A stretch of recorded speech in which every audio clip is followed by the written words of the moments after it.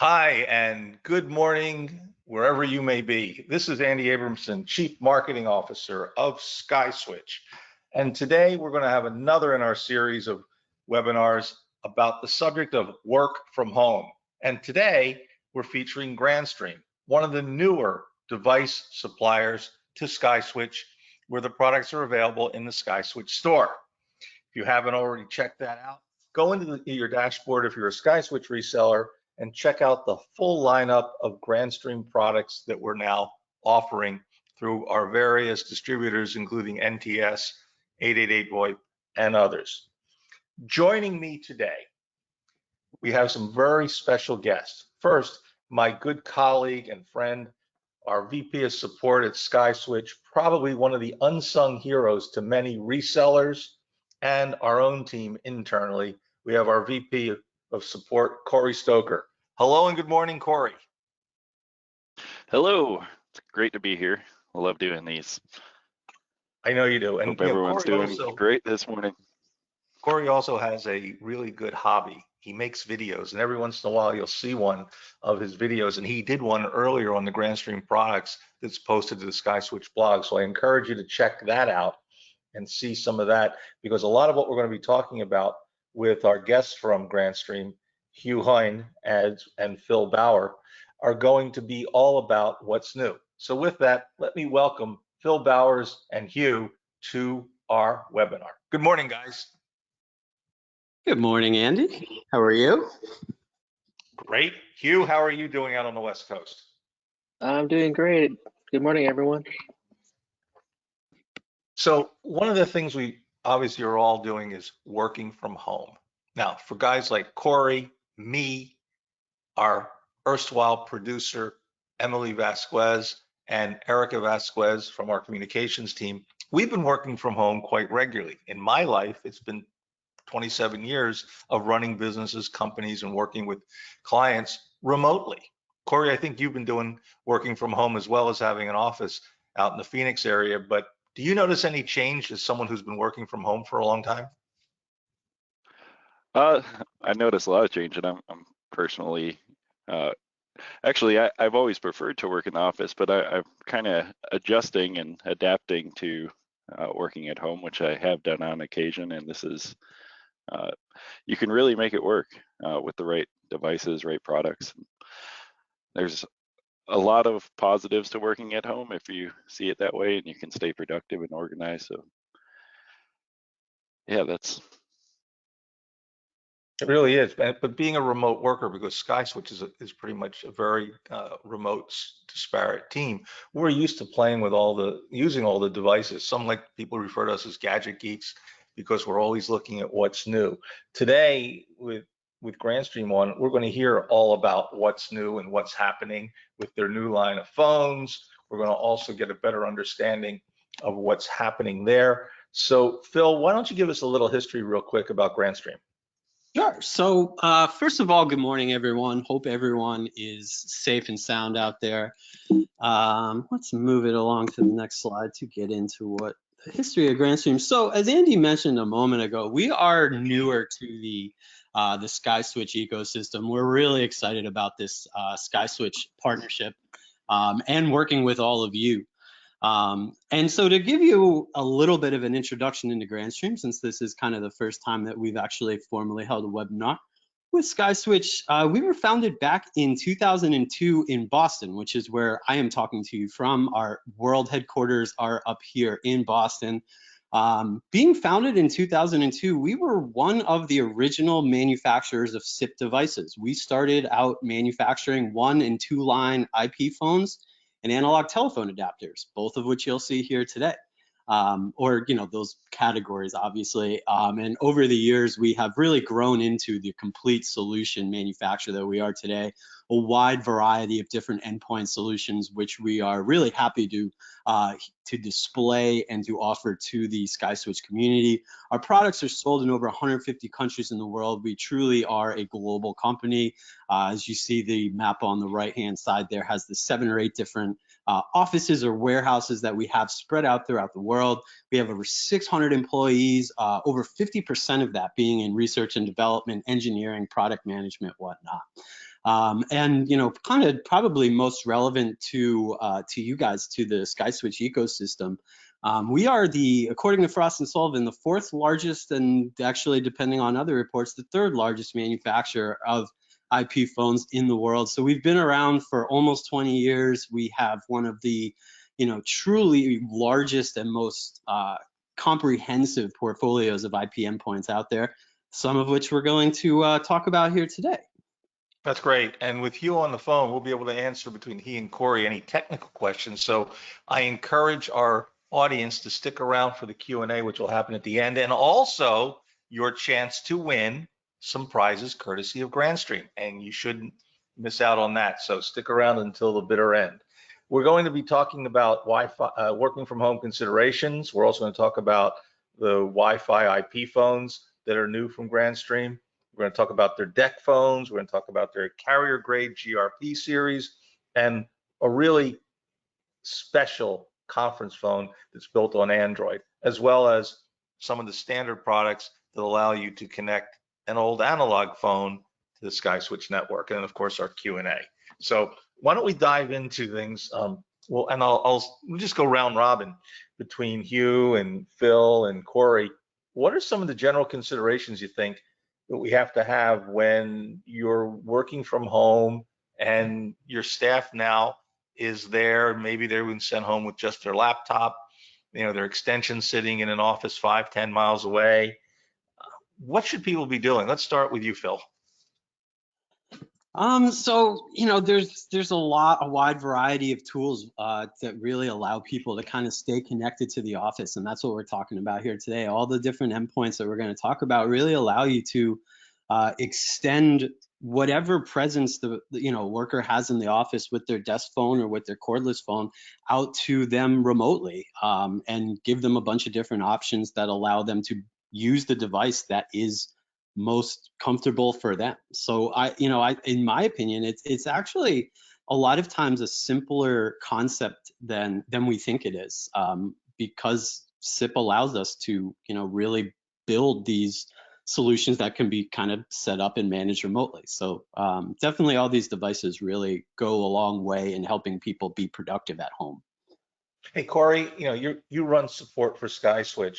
What are some of the considerations based on either the calls or emails or open tickets that are coming in through our support system from the resellers that they're sensing their customers are looking for in the way of advice and guidance? Yeah, really, working from home in SIP is a problem, or is not a problem until it is. And a lot of times it's someone takes their phone home for the first time and realizes they have a terrible implementation of SIP ALG, and it's hard to work around because ISPs are incentivized to block SIP and voice traffic, especially on residential networks. So they could sell their own product and put their own product out there. And ALG is just one of these things that's not necessary anymore. So I think most of the problems that we see around home networks is going to be either around that or around quality, because there's no kind of traffic shaping. But having a device that's easy to take home is a big advantage for the end user, or even a device that they can keep at home. And I want to actually throw out here that the Wi-Fi phone that Hugh and Phil are going to talk about shortly is a device that I've been using at home for about 6 months now, and it's a phenomenal cordless type solution that is also a good alternative to DECT. That's great. One of the things you brought up about the ISPs, basically they're blocking certain ports and certain protocols. So one of the things that I learned when I first moved back from living in Portugal a few years ago was that Time Warner, which is now Charter Spectrum, was blocking something known as TLS. And literally an argument with customer support ensued. First they're saying they weren't blocking anything, but when I asked them to turn off the firewall, all of a sudden everything opened up. So Corey or Hugh, maybe you can give a little bit of advice on how people could just simply go into their cable modem or DSL modem and disable the firewall.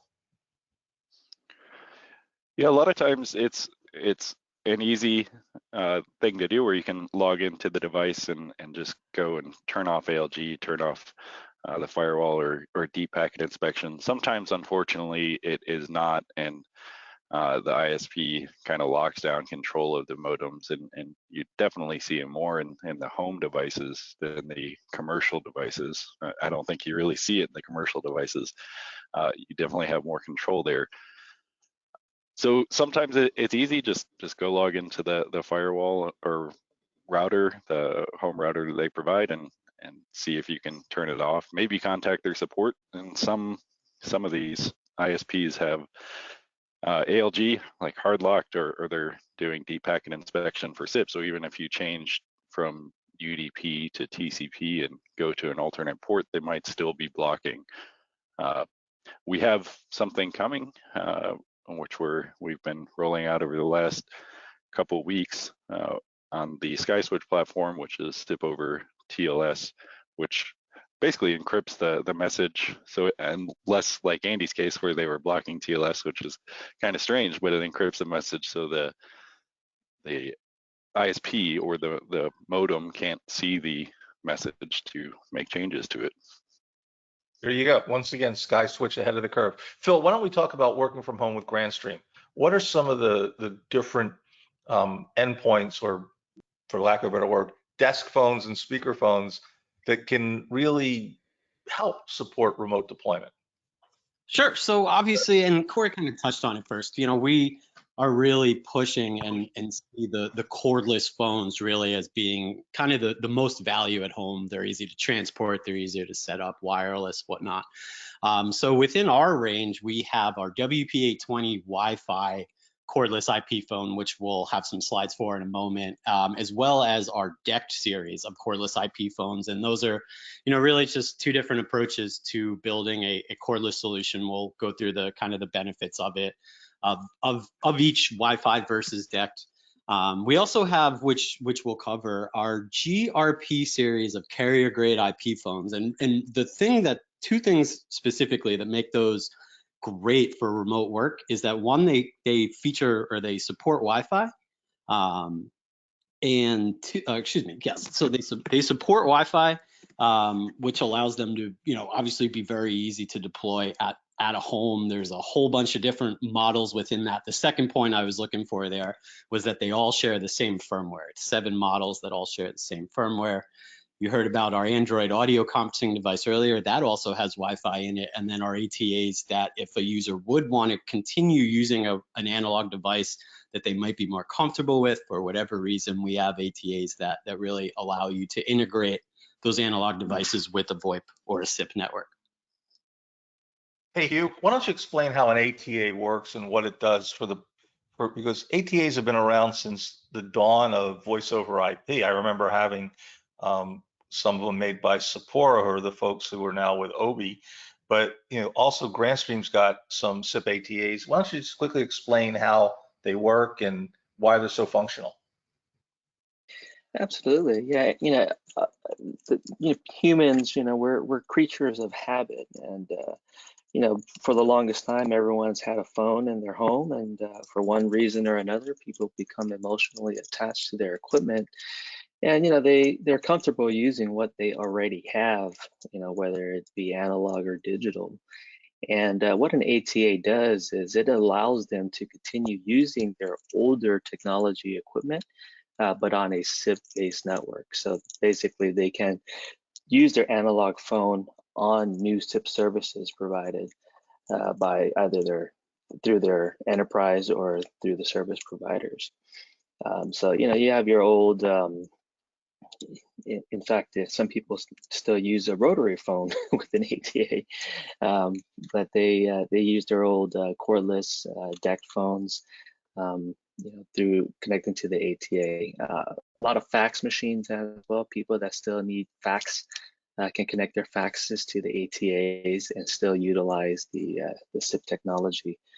And the great benefit of using an ATA with an analog phone is then you carry on all of the additional advanced features that come with SIP, and you've added that feature set now to the analog phones. So what you're saying is that old Princess phone or that trim line is going to be still in use, or even one of the old multi-key desk phones that you can plug in using an RJ11. Yeah, absolutely. The only hardware required is an ATA. Everything else can just plug right in. That's great. So you can just use it and you don't have to throw away your old hardware. Hey, Phil, one of the things Corey brought up was Wi-Fi phones, and you brought up deck phones. Why don't you talk a little bit about the use cases of a cordless versus a hardwired phone? Sure. So cordless, the advantage is obviously, when we really first started marketing them, it's the mobility or the roaming that these devices offer, where you're not tied to a physical desk location. And in the case of a remote worker, somebody working from home, it gives them the ability to, take that phone and make and receive calls anywhere in their house. Obviously, in the situation we're in now, a lot of parents have their kids home and are dealing with childcare, or also with the kids going to school at home throughout the day. So this kind of gives them these cordless devices, whether it be the Wi-Fi P phones here or the decked cordless phones, gives them the ability to just really roam around and continue to make and receive calls wirelessly. The advantages of Wi-Fi, which the device that you see here on the screen is our WP820 cordless Wi-Fi P phone. Obviously, that may be a little bit easier to set up for at a home, just because most homes are going to have Wi-Fi available already. Where a deck solution, you got we'll talk more about this, but plug that into an Ethernet run to be able to create the wireless connection, where this device can just kind of connect back to the Wi-Fi network. So yeah, that's really kind of the advantages of it. Just allows you to take it anywhere. You're not tied to a physical location, and especially now, I think probably most people at home are not going to be sitting at one place all day. This gives them the ability to move around and also to very easily install the device to create that wireless setup. What's interesting about this, Phil, is that you can have two lines on it, which is pretty hard to do with a mobile phone. I mean, yes, some people. Oh yeah, no, absolutely. That is a great point. That is a great point. And now, Corey or Hugh, either one, how hard is it to configure the WP820 or any Wi-Fi phone that does multi-lines like this does from Grandstream? What steps do you have to take to do that? I can speak to that. These are almost plug and play with the provisioning server, especially if you buy it through the SkySwitch store. The device, the MAC address, will be added to the GAP server, the Grandstream auto provisioning server, which is basically a zero touch. So when you power this on, you have to go into the menu and get it connected to Wi-Fi. But once you do that, it's going to go back home to Grandstream, get the information about where the actual configuration server is, and then it will reach out to our provisioning server to pull your configuration, whatever you set up. So really, a customer, you can drop ship to them. They should be able to figure out, just go into the settings and connect to Wi-Fi and auto provisioning. It's a beautiful thing. And both accounts will be set up so they'll have two lines, so they can take one call, put somebody on hold, and switch over to another. That's great. And the other thing, Phil, that I saw here was it does push to talk. Now that's pretty interesting. I remember the old Nextel days when we all had push to talk and the beep. Is this pretty similar? It's exactly the same. You'll see actually in the picture of the phone facing forward, there's a button right on the left, kind of to the left of the three soft keys. That is the dedicated push to talk button on this phone. So, I was actually just thinking that too. Another great thing about this, especially throughout a home, is it kind of adds a little bit of a safety or an instant communication feature if you have a couple of these devices within a home, which is, definitely a great feature to point out. So does that only work within the home over Wi-Fi, or does that work across the entire network of people who are connected? So if Corey has the WP820 and I had the WP820 here, would Corey and I be able to push to talk, or does that only work locally? I'll let Hieu address that. Yeah, there's actually two implementations. One is being on a single multicast network where anyone that is able to listen to those multicast messages would be able to communicate with each other. The other is, well, just let me backtrack 1 second, because this push to talk, because I heard a comparison with Nextel, it's a little bit different because this is push to talk over SIP. So that's a new implementation. And so with that being said, the second implementation is through your SIP services, so that you can have a group, a push to talk group, where you can listen from remote locations. So a company that used to work, let's say a bunch of accountants all worked in the same office, and now all of a sudden they're spread out working across town from one another. This would be a great, for a reseller selling to an accountant's office, this would be a great addition to their toolkit to be able to stay in touch, it sounds like. Yes, sir. It's actually also a really great entertainment tool for your kids as well. My kids love playing with the walkie-talkie function. Okay, well, that's great. Learn something new every day. Phil, what's next? What are we going to talk about next in the way of some of the cool devices?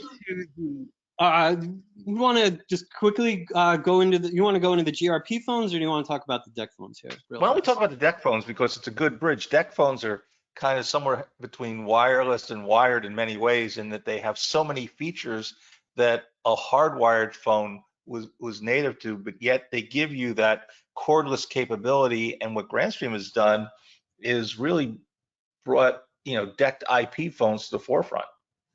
Absolutely, and honestly, you just gave it the best description, or the best intro that I could give you. Exactly. It really takes, I guess what DECT was really, at least SIP DECT takes all the great features of a desktop phone and kind of puts them in a wireless DECT device. In comparison between DECT and Wi-Fi, I think you're going to see traditionally the DECT solution is going to be a little bit more of a cost-effective solution. Wi-Fi, you're going to get a little bit better quality. But this DECT solution is another great wireless cordless option for homes. The only difference here is, you just need that dedicated DECT base station. Plug that into a network, and it's going to give out 50-meter, with our devices, 50-meter range indoors, 300-meter range outdoors. Obviously, we're probably talking about indoor range here mostly. And a 50-meter range is really going to cover pretty much any apartment, any moderately sized house. So it's another great option. It also, like, one of the things that I meant to touch on earlier that go to both the Wi-Fi and the DECT solutions is that, in addition to all the stuff we're talking about, they're small, lightweight, compact devices. They're easy to transport, and they allow you, in a lot of cases, to actually expand the business solution.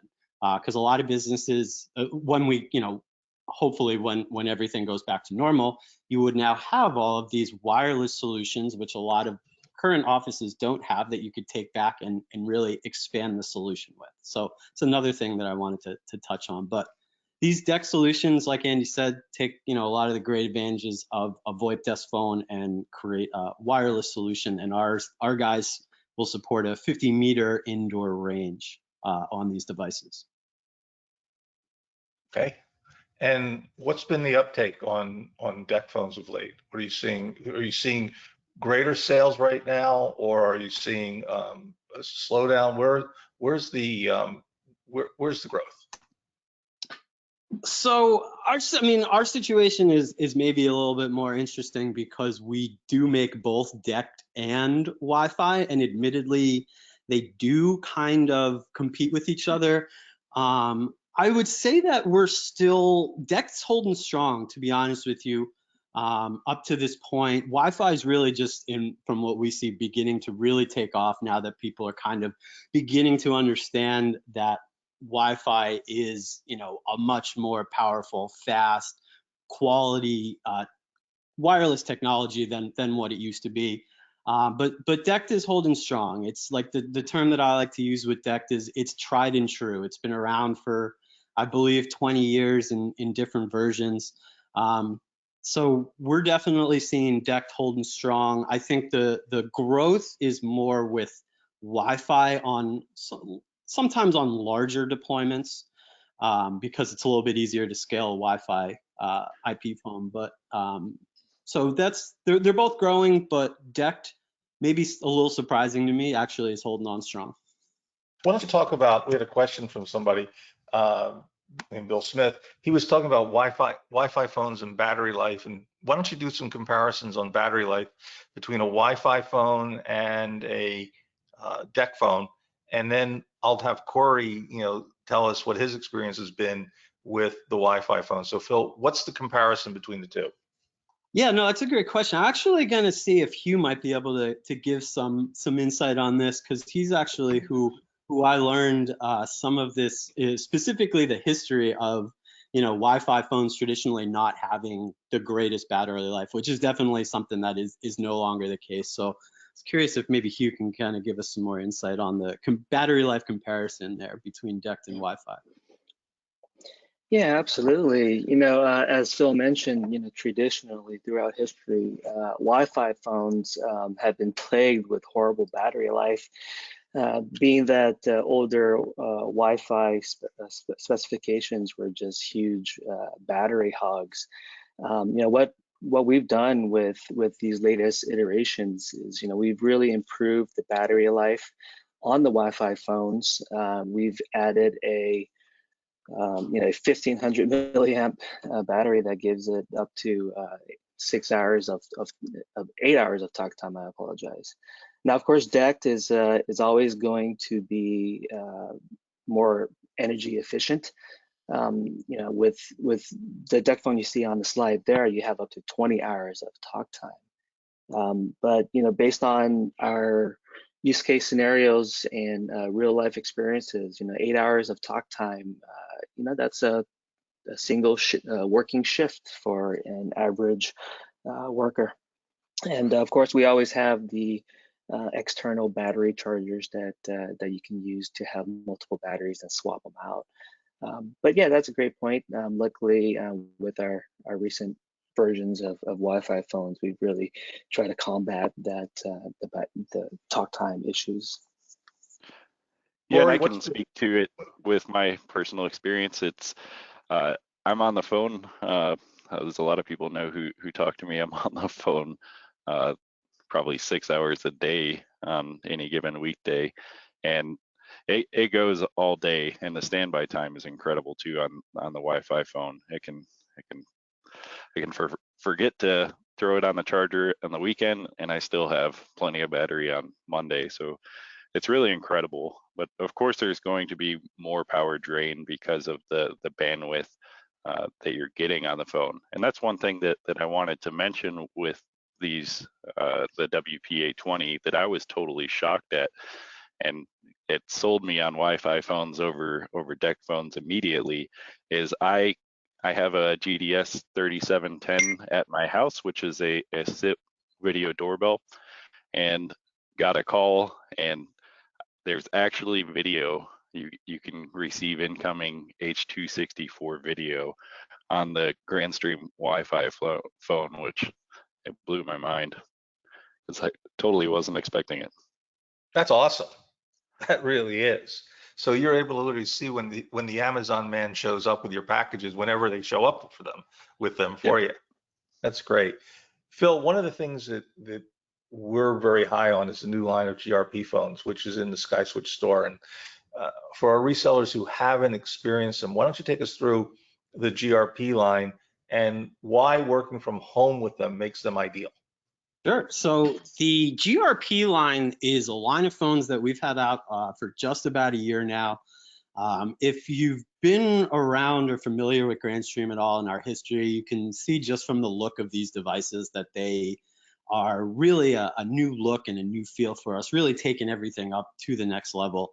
We designed this entire GRP series of phones for mass deployment and for mass management. These devices, being straightforward, were really created for service providers. The great thing about these devices, there's 7 different models that range from 2 to 6 lines. Most of the models, with the exception of two models all have built-in dual band Wi-Fi support. So that enables you to have a desktop phone for those that would prefer the traditional old, not old, that's the wrong word, but the desk phone that they're used to at home, and that can be added, that can be configured and set up wirelessly all through Wi-Fi. The thing that makes these devices so great for a management or a deployment standpoint is that all 7 models have the exact same firmware. So it makes managing, updating all of these devices, if you have multiple of them deployed to remote workers, makes that an even easier process. And then to kind of take the device to the next level, it features a wide variety of what I call next generation features. Has built-in Bluetooth. We have some models like you see here that actually give you dual LCD screens. All of them give you the virtual multi-purpose keys, allowing you to create BLF, speed dial, whatnot, to really keep remote workers connected with the office, to really bring that presence home as well. Supports G722 and the Opus codec for really low bandwidth HD audio.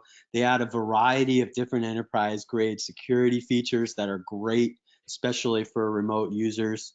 So yeah, what these GRP series phones are, especially in the talking about remote work, because they have Wi-Fi, they allow you to really take all of the great office features of a desktop phone, take that phone home, and basically have it as if you're still sitting in the office with all the access to presence, the wireless setup, the ability to run the whole thing through Wi-Fi, and to also have access to all of these great high-end features to integrate different various headsets, Bluetooth for call transferring and headsets and whatnot. So it's great that the phones can go home, but a lot of us are used to working in huddle rooms, conference rooms, doing conference calls. And quite honestly, the idea of holding a phone next to my ear when I'm on a conference call or in a meeting or in a virtual team session isn't what I would call fun. And at the same time, a lot of phones have a speaker on them, and some people refer to them as speaker phones. And while the Grandstream products offer pretty good fidelity, it's never the same as having an audio conference phone on your desktop or on your coffee tabletop or somewhere, wherever you're working, and being able to really have your hands free, work on the computer, do things. What's one of the newer audio conferencing phones that Grandstream has that resellers need to know about because of how it's built and what it enables? Absolutely. I knew exactly where you're going with that as soon as you started. This phone, or this device that you see here on the screen, our GAC 2500, in my opinion, is one of the coolest and most unique devices that we have come out with. We have a whole line of audio and video conferencing devices, and the thing that makes our devices so unique, and obviously going to focus here on the GAC 2500, is that these are Android-based devices. So the GAC 2500 is an Android conference phone. That doesn't mean that it runs some proprietary user interface that we put a couple of preloaded Android apps on. It means this device actually gives you full access to the entire Android ecosystem. So that essentially what I'm getting at here is this device allows you to, in addition to having a 7-way voice conference through through a SIP account, actually also would allow you to use Skype or Google Hangouts or any of those Android apps to actually have a conference, a voice conference. The device features Wi-Fi, just like a lot of the other devices we've talked about here today, which allows you to very easily set it up. It allows you to literally hold a 7-way voice conference anywhere that you can get a Wi-Fi connection. It's got a 4.3-inch touchscreen. It's got 3 different microphones and speakers that are actually built into the device itself. Allows it to cover, I think we say about a 20-meter range. So yeah, this device right here, it's very, very sleek looking, really not that big desktop or conference phone, built on Android with Wi-Fi built into it.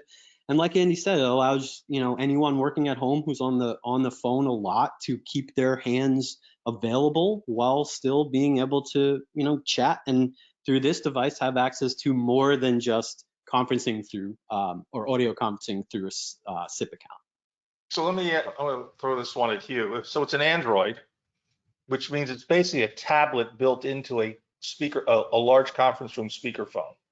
And it's got a USB port, and it's also got Bluetooth. So am I able to then connect to, say, a monitor of some sort and project my calendar while I'm talking on a conference call and not have to go to another device to look at my calendar using Google Calendar, which runs there? Or if I was using GoToWebinar like we're using here, the webinar could be up on a big screen as a result of the Bluetooth or USB port connections. Is that able to happen?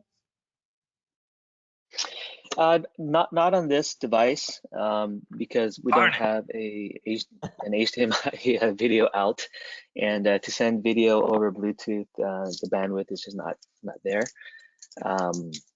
So you wouldn't be able to do that, but you are able to connect the device via Bluetooth to any other type of device, like your mobile phone or your home entertainment system, et cetera, et cetera. I want to So add I'd be on able to to that. connect to the speaker system. Go ahead, Corey. Hugh, does the USB port support a camera? It does not, sir. Okay. I think you've Two got strikes. some. I think you've got some feature requests coming your way, Hugh, of things that this thing could do. Because the fact that it's an Android tablet, it gives it a cornucopia of options down the road if you did that. But basically, I could run Gmail, I could run a calendar app, I could do my contact directory. All those things would be available to me within the Grandstream tablet that's connected to the conference phone. That's correct. Okay, great. That's really, really helpful, because at least it points out who could use it and the use cases that they could use it and where they can't. Moving right along, as we look at different options and different activities that are going on, let's just talk a little bit about those ATAs. Yes, ATAs have been around, and yes, our audience sure knows about them, but talk a little bit about some of the advanced features that are in there that make it easy for people to want to use them in a modern world versus having to have the latest and greatest device. We talked about them earlier, connecting to the old trim lines and Princess phones and straight sets and 6-button sets. But is there something that we left out on the ATAs? Hugh, I'll let you take that one. Yeah, I think one of the things that I briefly mentioned earlier on the ATAs is that depending on the services that you use, and in this case, we're talking about SkySwitch. All of the advanced features that you have through your SkySwitch is transferred over through the ATA and is usable on your analog phones. So for example, maybe some traditional analog phones don't have call transfers or flexible dial plans. Through the use of an ATA, you take all of those feature sets from your service provider and just your analog phones just inherit all of that. The biggest thing about ATAs is that they're just simple to deploy, and they're transparent to the user, so that they don't even notice that there is a device there in between. And when working with the SkySwitch platform, as Corey has outlined earlier, to get everything provisioned, it's as simple as going on to the SkySwitch portal, configuring your device, shipping out these units out to the user, having them plug it in, and they're good to go. The IT admin never has to even open up the box and configure the device manually. Everything can be done. Everything can be provisioned remotely and automatically. So it just makes it for a very, very easy deployment. Yeah, that's a real good point you made, too. And one of the things I want to do is, we've got some questions, and one of the questions we've been getting from Robert Haney is all around provisioning. And I think it's a good time to go a little deeper into it, Corey, because there seems to be some questions about it. Robert asked, how do you provision these phones? as with Yealink, I have my own Yealink server. I need to get the same from the Grandstream distributor. And how do we set this up? I think Hugh gave a good entry that they don't really have to do much except sell the phones. Why don't you explain how everything works step by step, Corey? Right. So there are two options. You could, of course, have your own GAP server, I believe, and Hugh could talk about how that's done or how it could be done. But if you purchase a device through the SkySwitch store, we're going through one of the distributors that you probably use already, and once they send back the MAC address, which is varying depending on the time, it could be 20 minutes, it could be an hour. We take that MAC address, we do an API call that sends the MAC address out to our GAP server, and basically sets it up to provide the NDP, that sipcfg.io/cfg URL to the phone. So at that point, you're done. So it's similar to Yealink in your instance with their RPS or DM server. We also do the same in our store for Yealink and Polycom, where we communicate with their respective zero touch servers. So it's pretty much the same thing, and you have the same options there. So I think the other thing, Corey, is the key point is when the phones are bought through our store portal on the dashboard and from our distributors, as opposed to someone who goes direct to a distributor, buys phones, because then they don't know that these are going to be provisioned for SkySwitch, which puts the onus on the reseller to have to configure them themselves. Is that correct? Yeah, there's essentially less work for you. You could certainly have your own GAP server and add in the MAC addresses yourself, which is, as a lot of us know who have done that, it's somewhat of a manual process. You wait to get the MAC addresses from the distributor, and hopefully you remember by the time you get the email to go and throw them into the zero touch server. So this, just the automation of the process, makes it so easy and simple. We have some questions from Bill Smith. Bill wanted to know about battery life. I think Corey talked about that earlier, but he also asked, and this is one which I'll toss at Hugh, what standards is the Grandstream Wi-Fi phone working on? Is it working on 802.11b, G, N, or AC? Does it have both frequency capabilities? What's it got?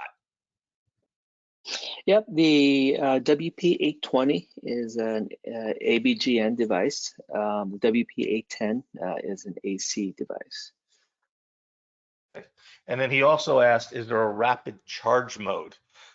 Corey emphasized what the battery life was like, but is there any kind of rapid charging, Hugh?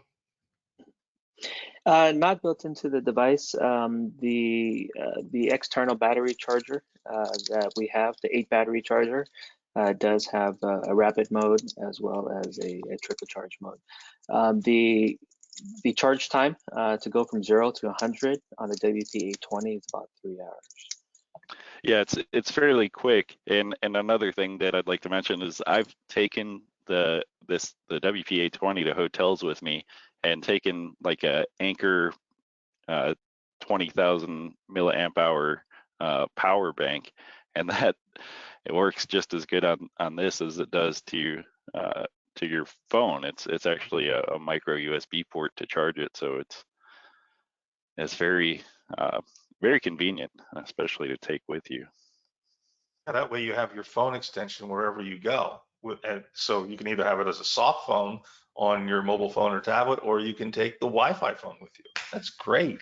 We have another question from Libas Bueno. He said, we just became a partner with SkySwitch, and your provisioning has been the easiest and cleanest. We've also always had issues with Grandstream and other providers when we work directly.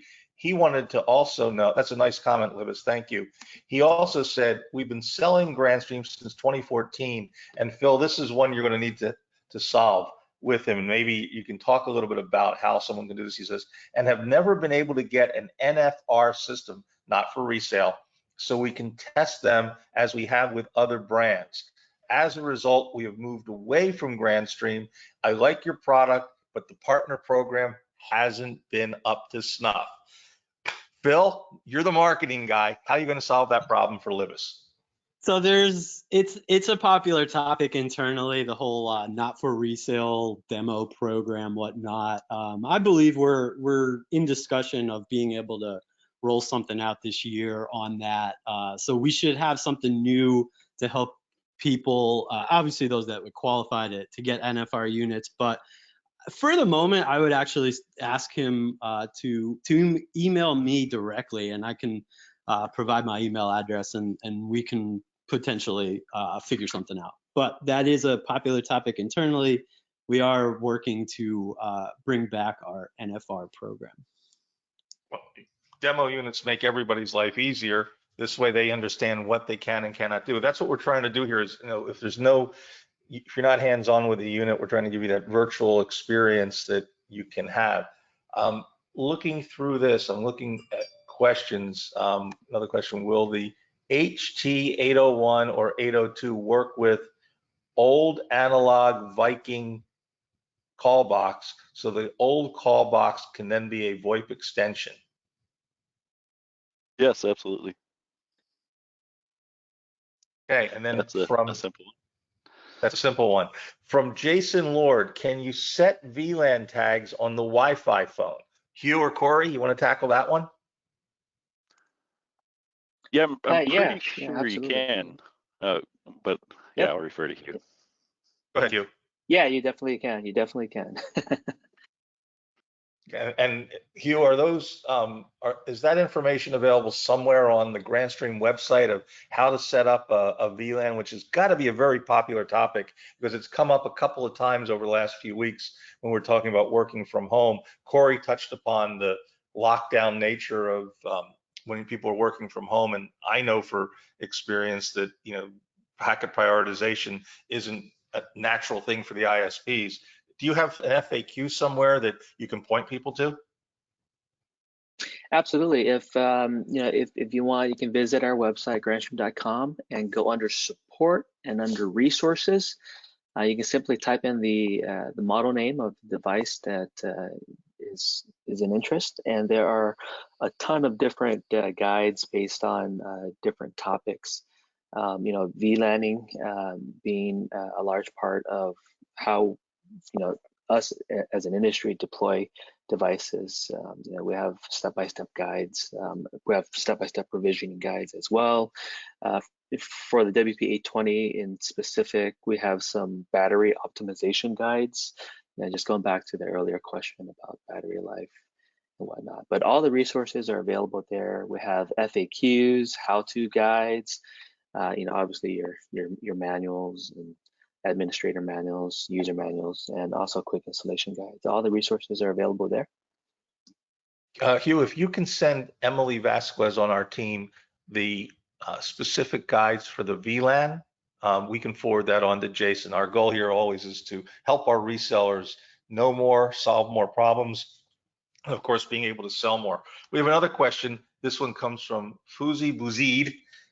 He asks, in a hotel situation where they want to change all the phones in each room, how would you approach that? I'm imagining he's talking about the soft keys as well as the physical device itself. Hugh, you want to tackle that one of what you can do to make the Grandstream phones hotel friendly? Yeah, absolutely. Well, first off, if that's a real scenario, please contact us. We'll get that settled right away. If we're deploying desk phones, for example, like our GRP series, a very popular model within that series is the GRP 2612W with the Wi-Fi built in. All of these phones have customizable soft keys. So that you can change those soft keys for specific functions such as room service or in-room dining or anything you want to customize it to. That can be easily done either through the SkySwitch system or manually through the phone interface itself. So this also brings up Oh, go ahead. ahead. I'm sorry. Didn't mean to interrupt. I know. I was also just going to mention that the GRP series also have, customizable, replaceable faceplates. So for a particular hotel situation, you can get that silk screened with the hotel name on there as well, just to further customize everything. Yeah, and That's a great. total side note that's it's separate, but because hotels were mentioned, it's pretty much the only large ATA that we recommend or even really know about. There's a couple others out there, but Grandstream offers some huge ATAs, 24 and 48 port, and those typically come up in hotel-like environments. Just thought I would throw that out there. Corey, that bridges into the next question, actually, which is from Gregory Robel. He asked, how reliable is the ATA for faxing? And I know one of the services that we get a lot of inquiries from, not only from resellers, but actually from end users, is the SkySwitch IP faxing services. Tell us about the ATA and faxing and Yeah, I'd love reliability. to address that overall on our platform. Overall, you're going to have a pretty consistent service with T38 fax outbound, but the failure rates are going to be a bit higher than what you would see using like a store and forward device, and that's because the T38 is being sent from the customer's location to us, being proxied and then proxied again to the next carrier and over the open internet. You're also working with in some cases multiple upstream providers that aren't revolving, they're not focused on fax because we do LCR, least cost routing on outbound calls. You're not guaranteed to get a good fax route outbound. So while they work and you have you can have success, this is why we do best effort support on them. They're really not built for our environment specifically. We have another question from Oliver Dupuis. Oliver says, the new 2616s are great, and we look forward to rebranding the phones with the customizable faceplate. Is this going to be something that's available in the SkySwitch store, or do they need to be purchased directly through the manufacturer? Oliver, I would suggest you get in touch with our superstar of the store, Kelly Osborne, and she will be able to help you immensely. I think the email address is store@skyswitch.com is the best one to reach Kelly with. And give her just a brief outline of what you're looking to do, and mention that you're happy to work with her and one of our distributors to enable that, and then she can coordinate with Phil and Hugh and the Grandstream team to get you what you need. The whole goal here is to make sure that your needs are serviced, especially now when we're in the coronavirus situation. Looking through it, I think those are all of the questions. I've tried to get to everybody with at least one question. Corey, are there any questions you have for Hugh that you want to toss at him, or anything you want to talk about that ties to, in the few minutes we have remaining, that ties to provisioning, setting things up, re-provisioning, support of them, anything? We've got the open forum now. No, I don't, but I think we can use this time to talk a little bit about the relationship between SkySwitch and Grandstream, just in general. I think that would be a good thing to discuss. So we've always kind of allowed Grandstream devices on our platform. We set up provisioning for them, but it's not a device we wanted to officially support because of the P codes and here and there problems with firmware. But last year we actually hired a gentleman named Fareed, who Hugh is very familiar with, and Phil probably is too. Fareed worked for Grandstream for a long period of time, and he was a high-level tech sales engineer, and it's really changed the relationship for us just bringing on Fareed. So we have Grandstream high-level expertise in-house, but we do have direct contacts with Grandstream. So if in any case you come to us with an issue, that we can't solve, or there's a firmware bug or something, we can speak directly to Hieu and his team to get them solved really quick. So it's been it's been a really good relationship so far between us and Grandstream, and I think it's very beneficial for the reseller. Here's another question that just came up from Jeff Lagasse. Direct to Grandstream, can we disable the LEDs on the sidecar? Setting as reserve red instead of always being on when a device is idle. Jeff, not sure which model device you're talking about, but generally, Hieu, what's the answer to that question? Yes, that's definitely been a request, because even when I have it set up at my house at nighttime, it looks like a Christmas tree, but we've added functionality to disable those LEDs, based on your preferences. Absolutely. So it's easy for them to do, and if is there an FAQ about that? Maybe you can share that as well with Emily, and we'll get that sent over to anyone who needs it. We have another question that came in. Someone was asking us, what is the email for the rep for NFR? Phil, why don't you give out your email real quick? Libis was asking for that. Sure. My email address is the letter P as in Peter or Phil, I guess. And then so it's P, B as in boy, OWERS @grandstream.com. So it's P Bowers @grandstream.com. And for those of you who are asking again about the question about how do you reach our superstar, Kelly Osborne, who's the person who's running the SkySwitch store and working daily with the distributors and the brands, that again is store, STORE, @skyswitch.com. And then Jeff was asking about the 2616. So when you send over that FAQ, Hieu, we'll make sure that Jeff gets that sent to him directly. I think we've covered quite a bit in our hour. Obviously, we're all working from home. It's a little different. Our goal here is to introduce and reintroduce Grandstream to the resellers. We know some of you are very familiar with everything, and some of you are new. There's also more than the 40 people who've tuned in so far today who are going to be listening. Very happy to see the consistent turnout of many names and faces. So I want to thank Phil and Hieu, and of course my colleague Corey, for being part of this webinar. If you have follow-up questions, don't hesitate to reach out to Corey or Emily or I, or reach out to Phil directly at Grandstream. We're here to help. We have another webinar scheduled for a week with our good friend Donna Renee.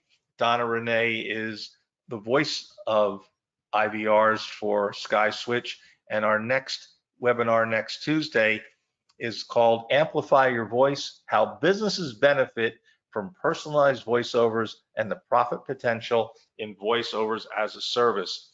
And one lucky reseller will get a complete reseller voiceover makeover. All attendees also get a free 15-minute consultation to talk about a free COVID-19 related greeting. So I encourage you to sign up for next week's webinar. Again, Amplify Your Voice: How Businesses Benefit from Personalized Voiceovers.